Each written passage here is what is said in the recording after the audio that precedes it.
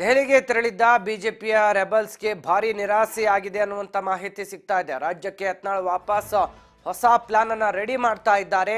High command ಭೇಟಿ ಸಾಧ್ಯವಾಗದೇ ಇರುವ ಕಾರಣ ರೆಬಲ್ ನಾಯಕರು ನಿರಾಸೆಗೊಂಡಿದ್ದಾರೆ. ರಾಜ್ಯಕ್ಕೆ ವಾಪಸ್ ಆದ ಯತ್ನಾಳ್ ಹೊಸ ಪ್ಲಾನ್ಗೆ ರೆಡಿ.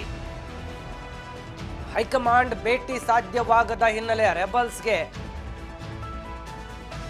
ನಿರಾಸೆ ಉಂಟಾಗಿದೆ. ದೆಹಲಿಗೆ ತೆರಳಿದ್ದ ಬಿಜೆಪಿಯ ರೆಬಲ್ಸ್ ನಾಯಕರಿಗೀಗ ಭಾರಿ ನಿರಾಸೆ.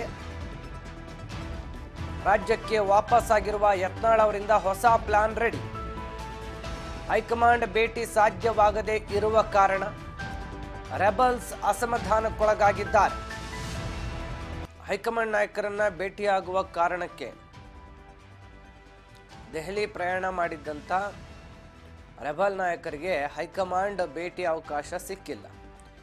ಹೀಗಾಗಿ ಸದ್ಯ ಹೈಕಮಾಂಡ್ ನಾಯಕರನ್ನ ಭೇಟಿಯಾಗದೆ ವಾಪಸ್ ಬಂದಿರುವ ರೆಬಲ್ಸ್ ಈಗ ಹೊಸ ಪ್ಲಾನ್ ಅನ್ನ ಮಾಡ್ಕೊಳ್ತಾ ಇದ್ದಾರಂತೆ.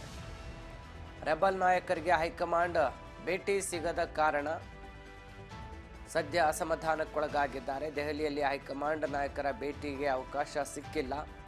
ಹೈಕಮಾಂಡ್ ಭೇಟಿ ಸಾಧ್ಯವಾಗದೆ ರಾಜ್ಯಕ್ಕೆ ವಾಪಸ್ ಆಗಿದ್ದಾರೆ.